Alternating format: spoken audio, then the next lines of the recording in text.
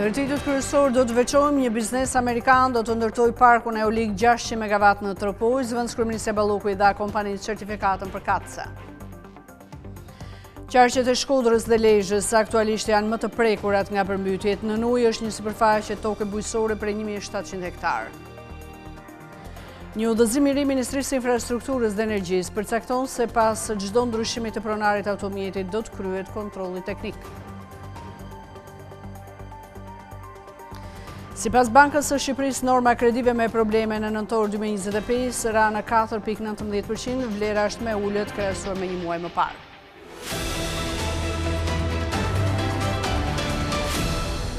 Për këto dhe të tjerë në ndiqni me lajmet qendrore. Amerikanët do të ndërtojnë parkun eolik 600 MW në Tropoj. Kryeministri Edi Rama tha se në harkun e 12 muajve pa llogaritur këtu periudhën kur dimri është intensiv, parku do të vihet në prodhim.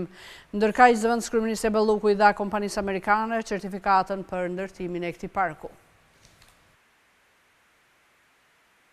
Amerikanët do të ndërtojnë parkun eolik 600 MW në Tropoj. Gjatë një ceremonie ishin të pranishëm kryeministri Edi Rama, zëvendës kryeministrja, një herësh ministër i infrastrukturës dhe energjisë, Belinda Balluku, si dhe Nancy Van Horn, e ngarkuara me punë e ambasadës amerikane në Tiranë. Zëvendës kryeministrja Balluku i dha kompanisë amerikane CWP certifikatën për ndërtimin e parkut eolik të Tropojës. Sipas kryeministrit, parku eolik është dëshmi se Shqipëria po ecën drejt një të ardhmeje energjetike të fortë dhe të qëndrueshme.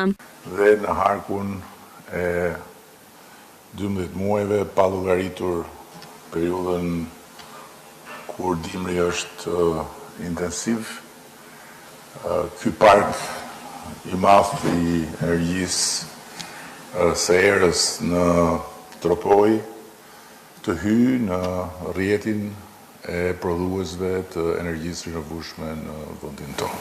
Për ta bërë Shqipërinë një vend sovran në prodhimin e energjisë.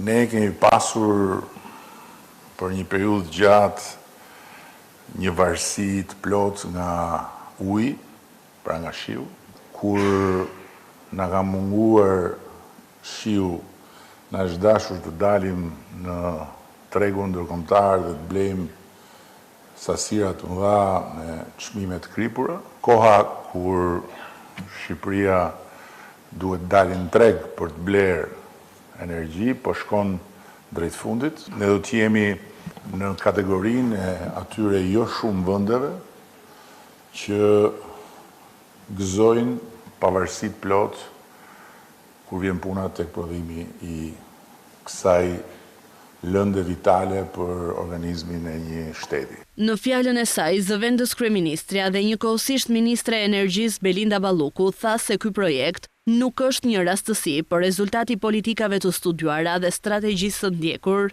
Në energjinë e erës, për herë të parë në historinë tonë energjetike, Shqipëria po hyn në fazën e realizimit të projekteve konkrete. Nëpërmjet projektit të kompanisë amerikane CWP, me kapacitet të pritshëm për të instaluar 600 MW. Kjo nuk është një rastësi, nuk është një rezultat i një politike të pastudiuar, vjen në bazë të një strategjie dhe për të thënë të drejtën kur vjen tek parqet eolike, duhet ta them këtu dhe duhet përgëzoj CWP-n për të gjithë intensitetin me cilin ka punuar, për bashkëpunimin që ka pasur me Ministrinë e Infrastrukturës dhe të Energjisë dhe padyshim edhe për vështirësitë që ka hasur gjatë punës, pasi duhet thënë që parqet eolike kanë një vështirësi më të madhe gjatë studimit dhe padyshim gjatë ndërtimit të tyre.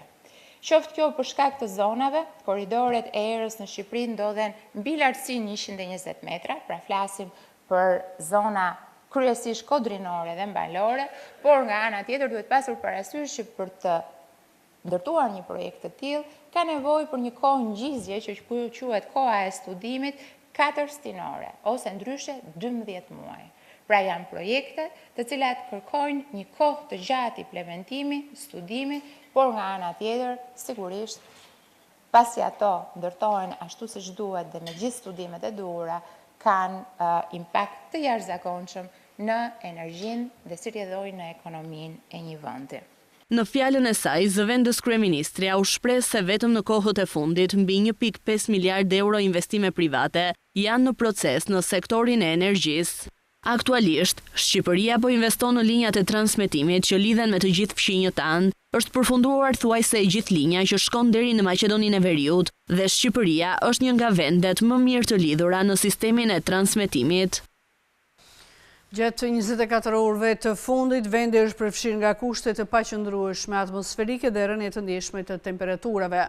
Sipas Agjencisë Kombëtare të Mbrojtjes Civile, qarqet e Shkodrës dhe të Lezhës aktualisht janë më të prekurat me një sipërfaqe totale të tokave bujqësore në ujë prej 1700 hektar. Gjatë 24 orëve të fundit, vendi është përfshirë nga kushte të paqëndrueshme atmosferike dhe rënje të ndjeshme të temperaturave. Si pasojë, në disa qarqe janë evidentuar problematika të lidhura me përmbytjet, rritje të niveleve të lumenjve, bllokime rrugore dhe rrëshqitje dherash. Qarku Shkodër mbetet një nga zonat më të prekura. Në bashkinë Shkodër, zonat e Obotit dhe Dajçit vijojnë të përballen me rritje të nivelit të ujit si pasojë e prurjeve të lumit Buna dhe Drin, si dhe rritjes së nivelit të liqenit. Rreth 500 hektar tokë bujqësore janë ende në ujë, kryesisht në fshatin Obod dhe njësinë administrative Ana e Malit. Në qarkun Lezhë, përmbytjet kanë prekur kryesisht tokat bujqësore. Në bashkinë Lezhë raportohen rreth 1200 hektar tokë bujqësore në ujë, kryesisht në zonat Baldren dhe Zejmen. Në Zorovic dhe Zejmen, tërheqja e ujit po ndodh me ritme të ngadalta. Qarku Vlorë paraqitet me situatë në përmirësim gradual. Në bashkinë Vlorë, niveli i ujit të lumit Vjos në zonën e Novoselës ka nisur rënje dhe situata po shkon drejt normalizimit. Megjithatë, mbetet në monitorim të vazhdueshëm. Në bashkinë Selenic vijojnë problematikat nga rrëshqitjet e tokës, në fshatin Vajz dhe në disa akse rrugore rurale, ku qarkullimi kryhet me kufizime. Në qarkun Korç, problematikat lidhen kryesisht me rrëshqitje dherash, prezencë uji dhe dubor në disa akse rrugore. Në bashkinë Maliq, si pasojë e çarjes së argjinaturës së lumit Devoll, janë përmbytur rreth 3600 hektar tokë bujqësore, ndërsa situata po mbahet nën kontroll pas ndërhyrjeve të strukturave përkatëse. Në bashkinë Devoll, pas çarjes së argjinaturës së lumit Oshtic, u përmbytën rreth 270 hektar tokë, por çarja është mbyllur dhe situata është stabilizuar. Sipas Agjencisë Kombëtare të Mbrojtjes Civile, forcat armatosura vijojnë angazhimin në mbështetje të komuniteteve të prekura, veçanërisht në zonat me përmbytje dhe izolime. Efektivët janë të angazhuar në shpërndarjen e ndihmave ushqimore dhe ujë të pishëm, mbështetjen e banorëve dhe garantimin e aksesit në zonat problematike, në bashkëpunim me strukturat e mbrojtjes civile dhe pushtetin vendor. Në një postim në rrjetet sociale, kryeministri Rama ka publikuar shifrat e fondeve buxhetore si reagim ndaj situatës së përmbytjeve të ditëve të fundit. Në postimin e tij Rama shkruan fondet e parashikuara për mbrojtjen civile synojnë rritjen e sigurisë përballë fatkeqësive natyrore, garantimin e kompensimit për qytetarët e prekur dhe forcimin e masave parandaluese për reduktimin e rreziqeve në të ardhmen. Kështu në ndarjen e shifrave, kreu i qeverisë përcakton fondet e parashikuara për mbrojtjen civile dhe parandalimin e fatkeqësive, të cilat ndahen 1.5 miliard lekë për financimin e projekteve për parandalimin e fatkeqësive natyrore, 300 milion lekë për financimin e projekteve për digat dhe rezervuarët, 1 miliard lekë në formën e transfertës së kushtëzuar, 500 milion lekë për kompensimin e qytetarëve, 500 milion lekë për investime. Autoriteti rrugor shqiptar ka bërë të ditur se gjatë orëve të natës nuk ka regjistruar shiu apo dëbore, ndërsa qarkullimi rrugor ka vijuar normalisht në të gjitha akset rrugore. Kontraktorët janë në terren pa ndërprerje, të cilët kanë kryer pastrimin e akseve rrugore dhe shpërndarjen e kripës për parandalimin e rrëshqitjeve dhe rritjen e sigurisë për të gjithë përdoruesit e rrugës. Autoriteti rrugor shqiptar ka bërë të ditur se gjatë orëve të natës nuk kanë regjistruar shiu apo dëbore. Kushtet atmosferike janë të qëndrueshme, megjithatë temperaturat kanë shënuar vlera tepër të ulta, sidomos në zonat malore dhe verlindore të Shqipërisë. Sipas ARSH-s, temperaturat kanë zbritur deri në -18 gradë Celsius në Valbon, -15 gradë në Kukës, -10 gradë në Dibër, si dhe -15 gradë Celsius në Qafthan, duke krijuar kushte për ngrica, veçanërisht gjatë orëve të para të mëngjesit. Ndërkohë, qarkullimi rrugor ka vijuar normalisht në të gjitha akset rrugore, pa problematika. Kontraktorët janë në terren pa ndërprerje, të cilët kanë kryer pastrimin e akseve rrugore dhe shpërndarjen e kripës për të evituar ngricat, me qëllim parandalimin e rrëshqitjeve dhe rritjen e sigurisë për përdoruesit e rrugës. Autoriteti rrugor shqiptar apelon drejtuesit e mjeteve që të tregojnë kujdes gjatë drejtimit të automjetit, të respektojnë rregullat e qarkullimit dhe të përshtasin shpejtësinë me kushtet e motit. Po ashtu rekomandohet që mjetet të jenë të pajisura me goma dimërore dhe zinxhir, veçanërisht për ata që udhëtojnë drejt zonave malore apo akseve ku ka prezencë dëbore dhe rrezik për ngrica. Autoritetet mbeten në monitorim të vazhdueshëm të situatës dhe u bëjnë thirrje qytetarëve të informohen rregullisht për kushtet e qarkullimit përpara nisjes së udhëtimit. Ministri i Bujqësisë po kryen në verifikimin e dëmeve të shkaktuara nga përmbytjet në bujqësi dhe blegtori. Ministri Salla ka premtuar mbështetje për bazën ushqimore të baktive me qëllim garantimin e vimësisë së aktivitetit blegtoral. Blegtorët që janë prekur nga përmbytjet e ditëve të fundit do të mbështeten nga Ministria e Bujqësisë për bazën ushqimore të bagotive me qëllim garantimin e vimësisë së aktivitetit blegtoral. Ministri i Bujqësisë dhe Zhvillimit Rural Andis Salla ka qenë në Levan të Fierit, ku po ndjek nga afër situatën e krijuar nga rreshtjet intensive të ditëve të fundit dhe masat e marra për mbrojtjen e blegtorisë. Gjatë vizitës, Ministri Salla ishte pranë blegtorit Bledi Dorda, i cili mbarshton rreth 800 krerë të imta. Si pasojë e situatës së krijuar nga rreshtjet, tufa e bagëtive është evakuar në kohë duke shmangur dëmtimet në gjën e gjallë. Nga ana tjetër, Salla theksoi se strukturat e Ministrisë së Bujqësisë janë në terren për të ndjekur nga afër situatën, për të evidentuar dëmet dhe për të garantuar mbështetjen e nevojshme për fermerët dhe blegtorët e prekur nga rreshtjet intensive. Kushtet e këqija atmosferike të motit të ditëve të fundit kanë shkaktuar dëme të mëdha në bujqësi, bagëti si dhe banesa e biznese në zona të ndryshme të vendit. Sa i takon sektorit bujqësor, ende nuk ka të dhëna se sa janë dëmet e shkaktuara dhe nëse do të ketë një fond kompensimi të dedikuar për fermerët. Ndërkohë që mungesa e një skeme sigurimi në bujqësi duket se po sjell pasoja të rënda si për fermerët, por edhe për buxhetin e shtetit në rastet kur kërkohet mbështetje për kompensim. Një udhëzim i Ministrisë së Infrastrukturës dhe Energjisë është publikuar tashmë në fletorin zyrtare, përcakton se pas çdo ndryshimi të pronarit të mjetit do të kryhet kontrolli teknik. Referuar dokumentit, zbatimi do të nisë nga 1 dhjetor 2026, ndërsa theksohet se kontrolli mund të kërkohet edhe në rastet kur mjeti ka kryer 160.000 kilometër.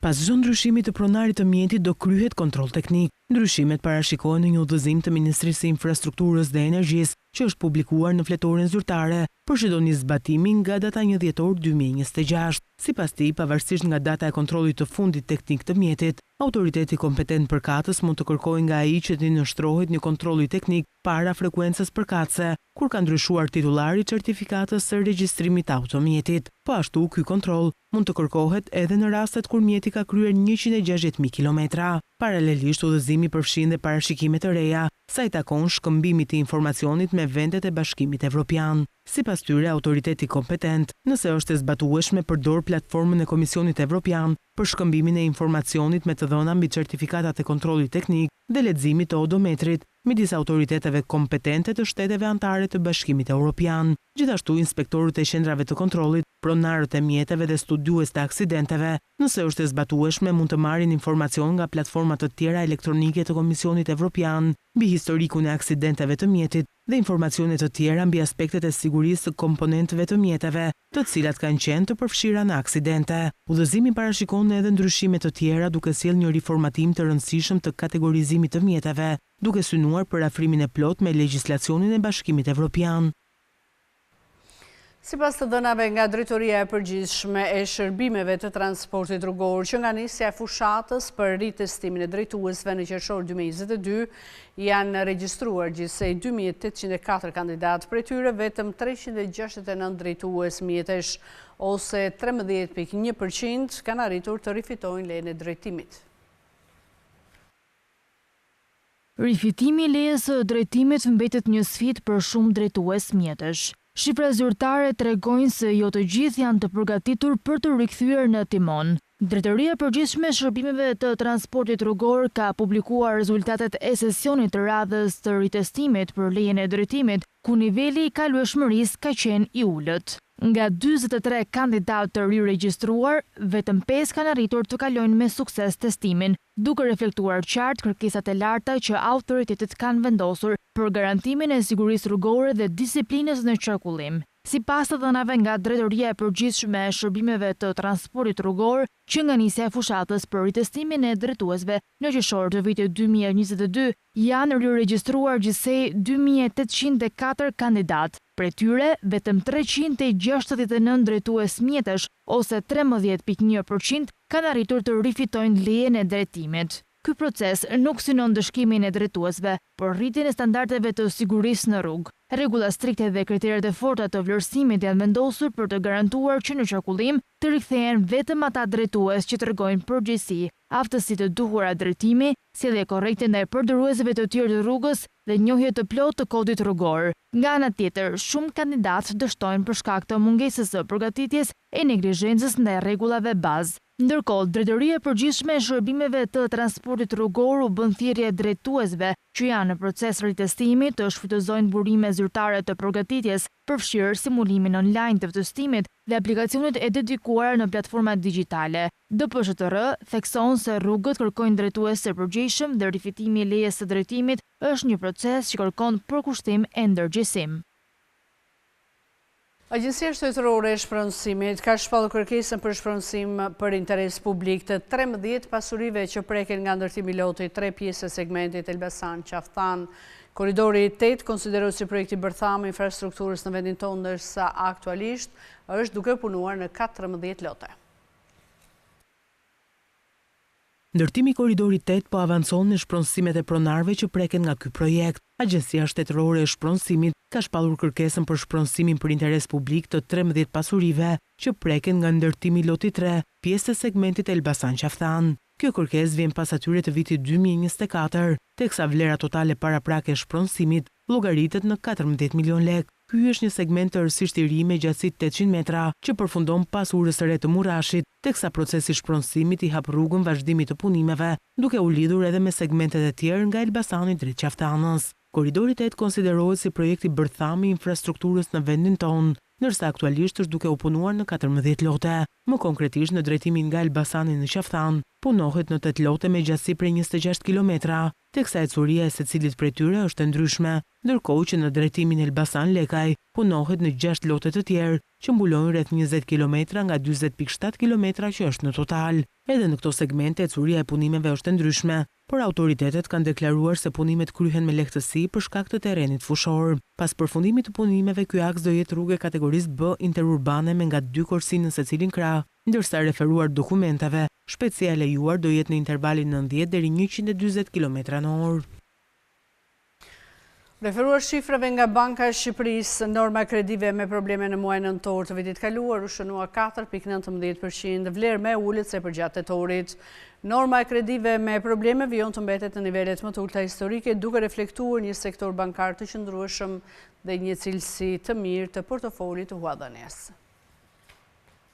Pas një periudhe disa mujore stabiliteti, niveli i kredive me probleme u rrit lehtë gjatë muajit gusht dhe shtator, duke arritur në 4.19% dhe 4.37% nga 4.04% që ishte në korrik. Edhe pse bëhet fjalë për një rritje të vogël, ky zhvillim shënoi ndalimin e prirjes së rëndëse që kishte karakterizuar muajt e mëparshëm. Megjithatë, të dhënat për muajin tetor treguan se trendi i rënës u rikthye përsëri, ndërkohë që edhe nëntori shënon të njëjtën tendencë. Referuar shifrave nga Banka e Shqipërisë, norma e kredive me probleme në muajin e 11 të vitit të shkuar u shënua në 4.19%. Norma e kredive me probleme vijon të mbetet nivelet më të ulta historike, duke reflektuar një sektor bankar të qëndrueshëm dhe një cilësi të mirë të portofolit të huadhënies. Krahasuar me fillimin e vitit, raporti ka luhatje të vogla, duke lëvizur midis 4 deri në 4.37%. Më konkretisht, sipas statistikave zyrtare, viti 2025 nisi me një nivel prej 4.12% të huave me probleme në janar, për të ulur në 4.02% në mars. Më pas, raporti u stabilizua rreth 4% gjatë pranverës, ndërsa në muajt e verës shfaqi një rritje të lehtë. Në sektorin bankar të Shqipërisë, raporti huave me probleme është një tregues thelbësor për të matur cilësinë e portofolit të kredisë së një banke.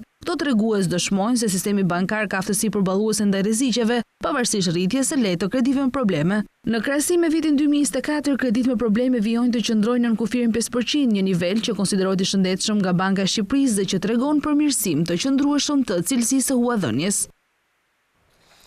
Edhe këtë vit akciza për duhanin është rritur me 250 lek për kilogram, çka ka nisur të reflektohet edhe në çmimin final të paketave që shiten për duhan pirësit, ndërsa për vitin 2027 do të hartohet një kalendar i ri.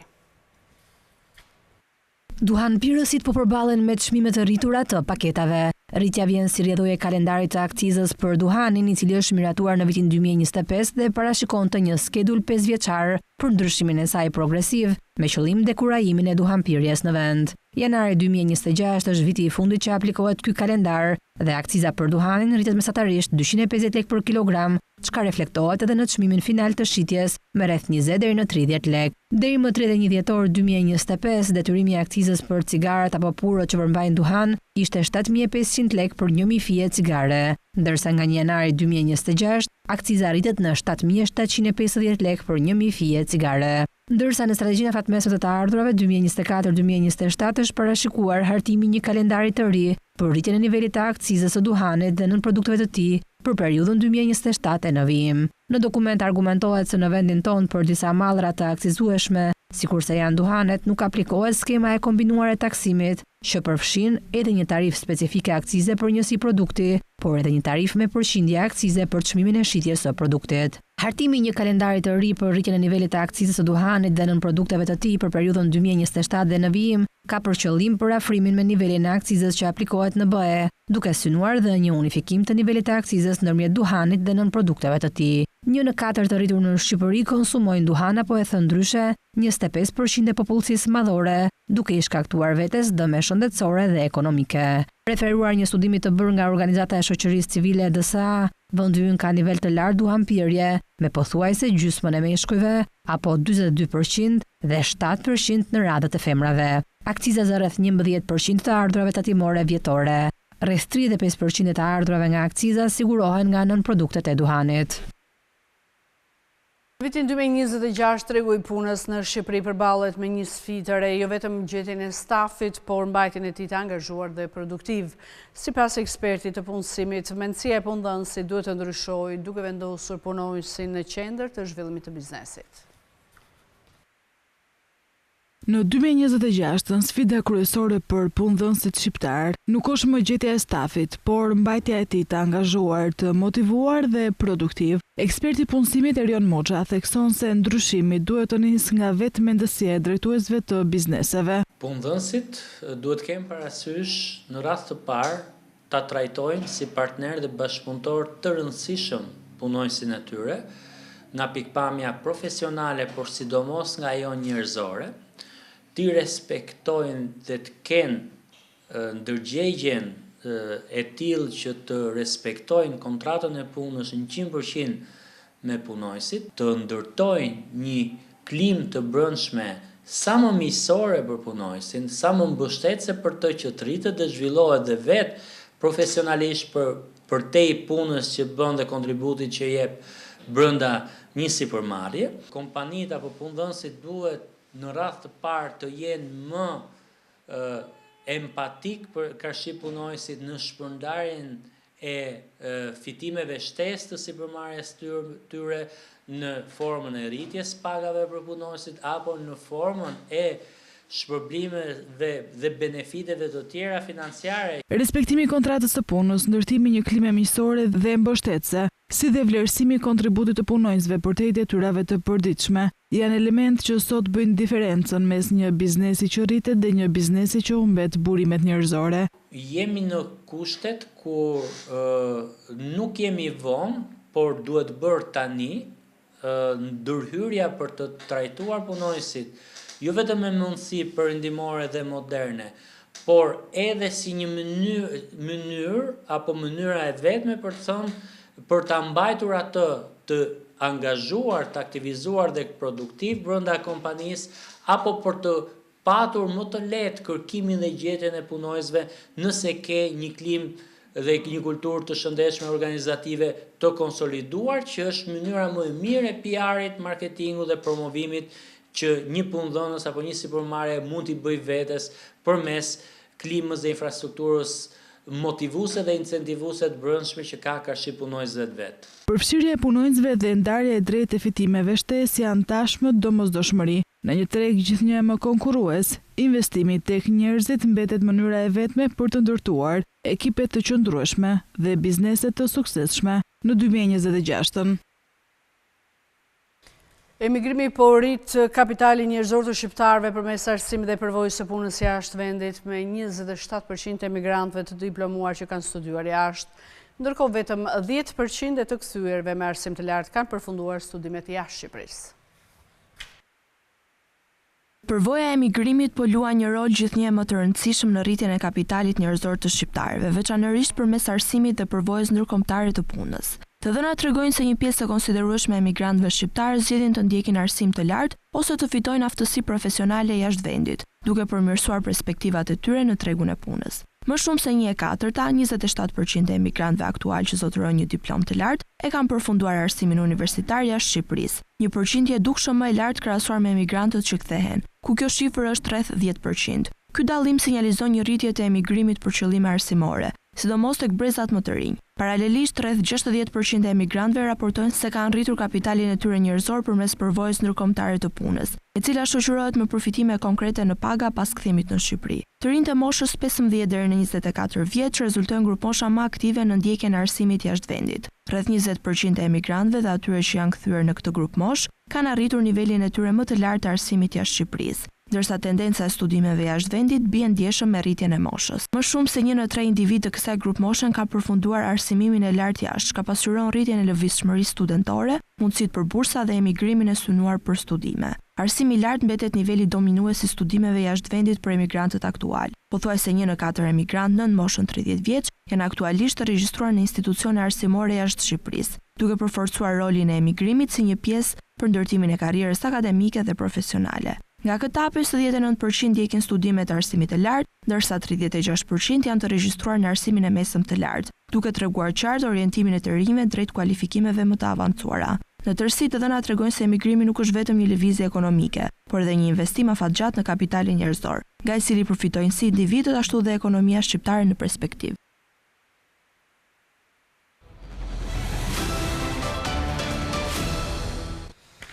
Brenda aktiviti priten zhvillime të rëndësishme drejt sigurimit të rolit të Greqisë si porta energjetike e Europës juglindore. Çelësi i çështjes është aktivizimi i korridorit vertikal që fillon në Greqi dhe përfundon në Ukrainë. Brenda këtij viti priten zhvillime të rëndësishme drejt sigurimit të rolit të Greqisë si porta energjetike e Europës juglindore dhe në veçanti si një pikë hyrje për gazin natyror të lëngshëm që do të gazifikohet dhe kanalizohet në vendet e rajonit përmes sistemit grek. Çelësi i gjithë çështjes është aktivizimi i korridorit vertikal që fillon në Greqi dhe përfundon në Ukrainë dhe në veçanti 3 rrugët me pika fillestare përkatëse nga stacionet e gazit natyror të lëngshëm të Revithusa, Aleksandroupolis dhe pika e lidhjes me TAP, ankandi fundit i mbajtur në dhjetor për të rezervuar kapacitetet në sistemin e tubacioneve që kalojnë nga Greqia në Ukrainë, nuk tërhoqi interes nga furnizuesit që i atribuohet çështjeve ligjore dhe rregullatore. Ankandet që do të pasojnë këtë vit do të jenë teste kritike për zgjedhjen e këtyre çështjeve nga shërbimet kompetente në Bruksel dhe tërheqjen e interesit të biznesit. Megjithatë, çështja lidhet drejt për drejt de facto me angazhimin e Bashkimit Evropian në kuadër të marrëveshjes tregtare me Shtetet e Bashkuara të Amerikës për të blerë gaz natyror të lëngshëm, naftë dhe produkte të energjisë bërthamore me vlerë $750 miliardë deri në vitin 2028. Arritja e qëllimit kërkon shfrytëzimin e plotë të korridorit vertikal. Kjo do të thotë që me kalimin e kohës, nëse nuk ka përparim, është e mundur që faktori amerikan të ndërhyjë pranë Komisionit Evropian për të eliminuar çështjet e pasgjidhura. Të njëjtat burime raportuan gjithashtu se së shpejti do të nisë procesi për rritjen e kapitalit aksionar të IPTOS me qëllim sigurimin e fondeve të nevojshme për të financuar programin e investimeve të operatorit. Këto janë investime për mbi 6 miliardë euro deri në vitin 2030 të përqendruara në zhvillimin e ndërlidhjeve ndërkombëtare dhe vendase, si dhe modernizimin e rrjetit.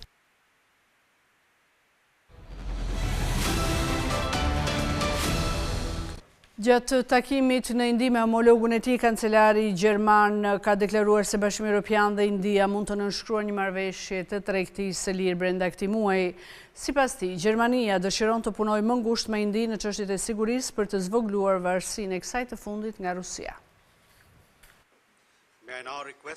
Kancelari gjerman Friedrich Merz deklaroi se Bashkimi Evropian dhe India mund të nënshkruajnë një marrëveshje të tregtisë së lirë brenda këtij muaji, pasi u takuan me kryeministrin indian Narendra Modi. Presidentët e Komisionit Evropian dhe Këshillit Evropian do të udhëtojnë për në Indi në fund të janarit për të nënshkruar marrëveshjen nëse ajo finalizohet deri atëherë, tha Merz gjatë një vizite në qytetin perëndimor indian të Ahmedabadit. Më parë pritej që negociatat të përfundonin deri në fund të këtij viti. Megjithatë, sipas burimeve të qeverisë gjermane, ka pritshmëri të larta që një marrëveshje të mund të nënshkruhet në fund të janarit pas bisedimeve shumë intensive midis Merz dhe Modi. Me veçanti Gjermania dëshiron të punojë ngushtë me Indinë në çështjet e sigurisë për të zvogëluar varësinë e kësaj të fundit nga Rusia, deklaroi Merz. Vendet nënshkruan një memorandum mirëkuptimi për këtë qëllim, përveç marrëveshjeve mbi mineralet kritike, sektorin e shëndetësisë dhe një qendër inovacioni për inteligjencën artificiale. Memorandumet e mirëkuptimit që po nënshkruhen sot për të gjitha këto çështje do të japin vrull dhe forcë të re bashkëpunimit ton, tha Modi në një konferencë të përbashkët për mediat me Merz. India ende punon ngushtë me Rusinë në politikën e sigurisë dhe shumica e pajisjeve të saj ushtarake prodhohen në Rusi.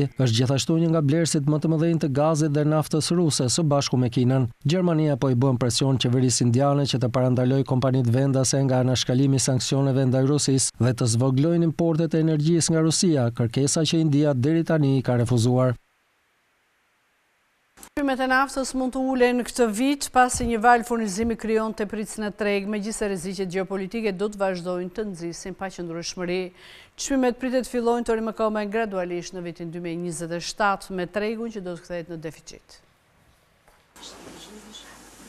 Çmimet e naftës mund të ulen këtë vit pasi një val furnizimi krijon një tepritje në treg, megjithëse rreziqet gjeopolitike të lidhura me Rusinë, Venezuelën dhe Iranin do të vazhdojnë të nxisin paqëndrueshmëri, tha Goldman Sachs. Banka e Investimeve mbajti parashikimet e saj të çmimit mesatar për vitin 2026 prej $56, $52 për fuqi për naftën Brent dhe pret që çmimet e Brent të arrijnë nivelin më të ulët në $54 apo $50 në 3 muajin e fundit, ndërsa rezervat e OECD-s rriten. Rritja e rezervave globale të naftës dhe parashikimi ynë për një suficit prej 2.3 fuqish në ditë në vitin 2026 sugjeron një ribalancim të tregut që ka të ngjarë të kërkojë çmime më të ulta të naftës në vitin 2026 për të ngadalësuar rritjen e furnizimit nga vendet jo OPEC dhe për të mbështetur një rritje të fortë të kërkesës, duke përjashtuar ndërprerjet e mëdha të furnizimit ose shkurtimet e prodhimit nga OPEC, tha Goldman Sachs. Fokusi politik bërësve amerikanë në furnizimin e fortë me energji dhe çmimet relativisht të ulta të naftës do ta mbajnë në kontroll rritjen e qëndrueshme të çmimit të naftës përpara zgjedhjeve të mesit të mandatit, vu në dukje analistët në bank.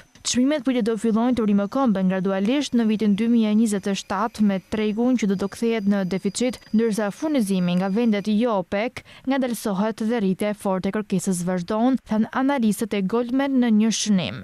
Banka e Investimeve pret që çmimi mesatar i naftës Brent të jetë $54 në vitin 2027, megjithse $5 me ulës se vlerësimi i saj më parshëm, duke përmendur përmirësimet të furnizimit të vitit 2027 në SBA, Venezuelë dhe Rusi. Goldman tha se pret një rikëmbje të konsiderueshme të çmimeve më vonë këtë dekadë, ndërsa kërkesa rritet deri në vitin 2040 pas viteve të investimeve të ulta në ciklin afatgjat me çmimet Brent për periudhën 2030-2035 që arrin mesatarisht në $75 apo $71, $5 në vlerësimin e saj të mëparshëm. Rreziqet për parashikimet e çmimeve anojnë paksa drejt rënjes, duke pasur parasysh një rritje të mëtejshme të furnizimit nga jashtë OPEC-ut, tha Goldman, duke shtuar se nuk pret ulje të prodhimit nga OPEC-u, pavarësisht rreziqeve gjeopolitike dhe pozicionimit të ulës spekulativ. Ethet e Bakrit po hapin derën për mega marrëveshjen në industri, ndërsa lojtarët gjigant luftojnë për të rritur më tej pjesët e tyre të tregut. Kërkesa për bakër pritet të tejkalojë furnizimin me 25% ose 10 milion ton deri në vitin 2040.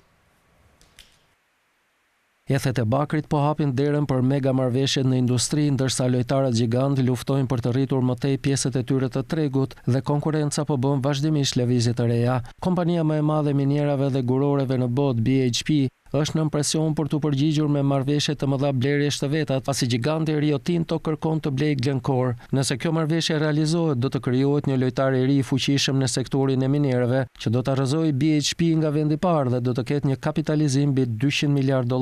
Bankerët e huaj thonë se presin marrëveshje dhe blerje të reja të mëdha në sektor deri në vitin 2026. Shtatorin e kaluar, kompania minerare e listuar në bursën e Londrës, Anglo American, njoftoi një bashkim me Teck Resources të Kanadas, duke krijuar një gjigant të ri të fokusuar në bakër. BHP gjithashtu ishte përpjekur të përfshihej në atë marrëveshje. Lidhja e marrëveshjeve mund të ndihmojë kompanitë e metaleve të rrisin prodhimin e tyre më shpejt se sa do të bënin, duke zhvilluar minera të reja bakri, të cilat mund të duhen dekada për të materializuar. Kërkesa në rritje për bakër aktualisht po nxitet më shumë nga lëvizjet e lojtarëve të fuqishëm për të siguruar më shumë nga ky metal kyç industrial, thelbësor për fuqizimin e teknologjisë së inteligjencës artificiale. Kërkesa për bakër pritet të tejkalojë furnizimin me 25% ose 10 milion ton deri në vitin 2040, sipas parashikimeve të S&P Global. Kjo pritet të ndodhë nëse minerat nuk rrisin më tej prodhimin, gjë që aktualisht duket e pamundur të ndodhë, të paktën në këtë mas. Çmimet e bakrit në Shtetet e Bashkuara të Amerikës u rritën me 41% vitin e kaluar dhe kanë vazhduar trendin e tyre në rritje edhe këtë vit. Arsyeja kryesore është shqetësimi se kërkesa për ta ashtu quajturin metal të kuq do të tejkalojë ofertën.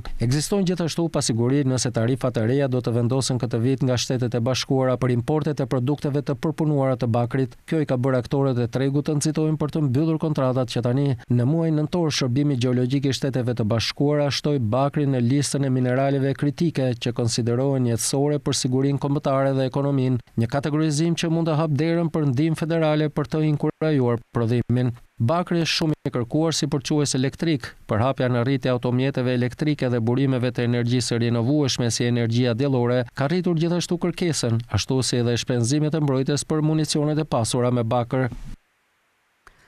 Nevoja për të adresuar sigurinë kibernetike është më urgjente se kur dhe pritet që ajo të jetë përparësi e madhe për qeveritë. Një fushë që Google e sheh si veçanërisht të ndjeshme ndaj sulmeve kineze është sektori i gjysmëpërquesve për shkak të konkurrencës dhe kufizimet amerikane të eksportit.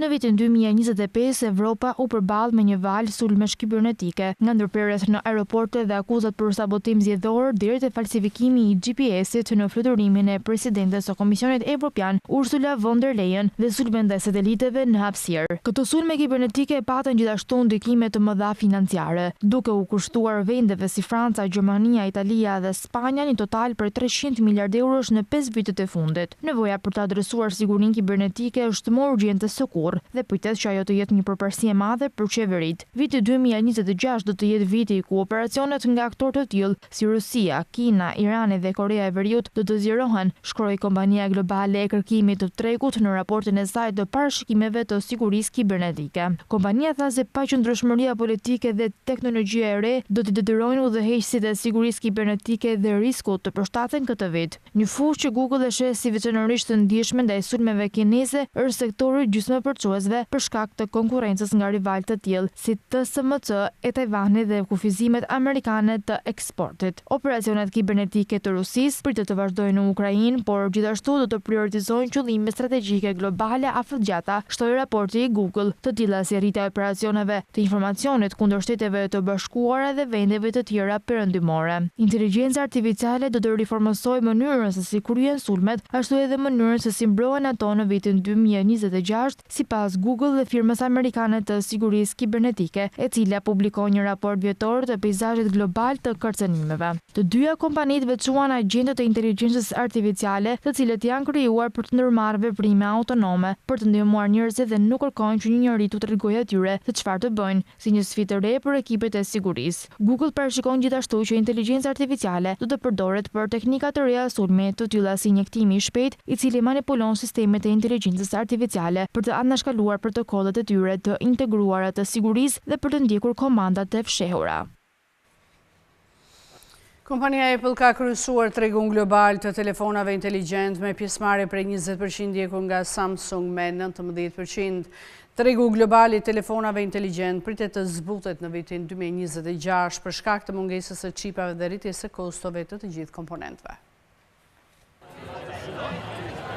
Dërgesat globale të telefonave inteligjent në 2025 u rritën me 2% në bazë vjetore, të nxitura nga kërkesa më e fortë dhe momenti ekonomik në tregjet në zhvillim, tha Counterpoint Research. Apple kryesoi tregun me një pjesëmarrje prej 20%, më e madhja midis 5 markave kryesore, e mbështetur nga kërkesa e fortë në tregjet në zhvillim dhe të mesme, si dhe shitjet e forta të serisë iPhone 17. Prodhuesit i shtyn dërgesat përpara në fillim të vitit për të shmangur tarifat, por efekti u lehtësua me kalimin e vitit 2025, duke i lënë vëllimet e gjysmës së dytë të vitit kryesisht të paprekura. Samsung u renditi dyti me një pjesëmarrje prej 19% në rritje modeste të dërgesave, ndërsa Xiaomi u renditi treti me një pjesëmarrje prej 13%, i mbështetur nga kërkesa e qëndrueshme në tregjet në zhvillim. Tregu global i telefonave inteligjent pritet të zbutet në vitin 2026 për shkak të mungesës së çipave, si dhe rritjes së kostove të komponentëve, pasi prodhuesit e çipave japin përparësi qendrave të dhënave të inteligjencës artificiale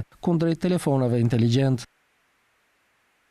Kemi ardhur kështu në fund, por unë ju kujtoj se për më tepër informacione ju mund të na gjeni dhe në adresën tonë në internet skantv.al, ku mund të gjeni gjithçka mbi ekonominë, bankat, sigurimet, tregjet financiare të tjerë. Gjithashtu mund të na ndiqni dhe në rrjetet sociale si Facebook, Instagram, YouTube dhe LinkedIn. Unë ju falenderoj që na keni ndjekur, bashkë natë e mirë.